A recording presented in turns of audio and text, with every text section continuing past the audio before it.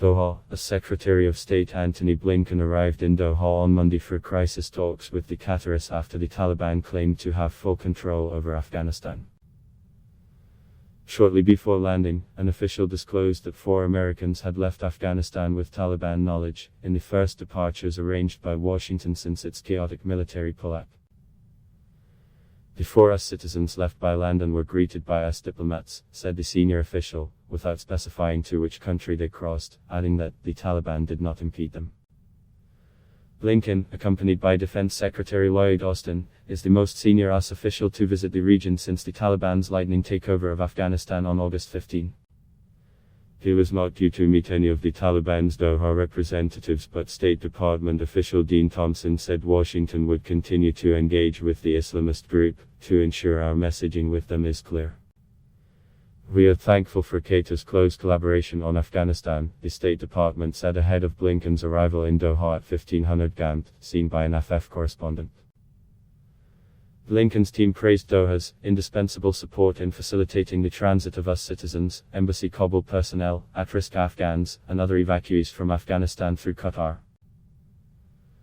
Qatar, which hosts a major US airbase, has been the gateway for people airlifted out of Afghanistan, nearly half the total number evacuated by US-led forces after the Taliban's lightning takeover. Before his arrival, Blinken said that in Qatar he would express our deep gratitude for all that they're doing to support the evacuation effort and meet rescued Afghans. He will also meet US diplomats, after Washington relocated its embassy in Kabul to Doha, along with a number of allies including Britain and the Netherlands.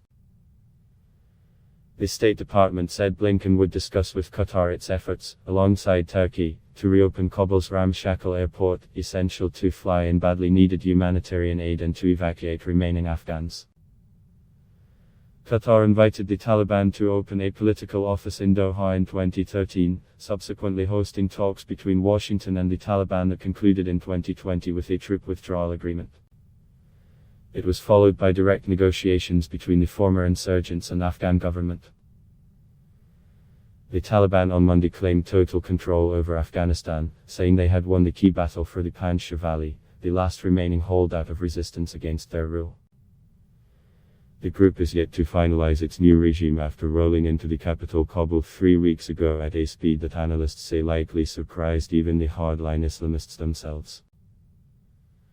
After Doha, Blinken will head Wednesday to the US airbase at Ramstein in Germany, a temporary home for thousands of Afghans moving to the United States.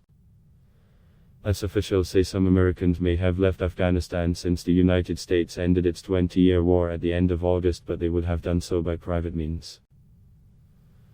Washington is closely watching whether the Taliban makes good on promises to let US citizens and allies depart as it decides how to deal with the Islamists. US officials say just over 100 Americans, mostly dual nationals, remain in Afghanistan after the massive airlift of tens of thousands of people in the last days of America's longest war. President Joe Biden's Republican rivals have been quick to accuse him of abandoning Americans. But tens of thousands of interpreters or others who supported the US mission and their family members are believed to remain, with many fearing retribution despite Taliban assurances. With the Kabul airport in disarray, land routes are the key way out of Afghanistan, primarily though Pakistan or Iran, which does not have diplomatic relations with Washington. Adblock test why.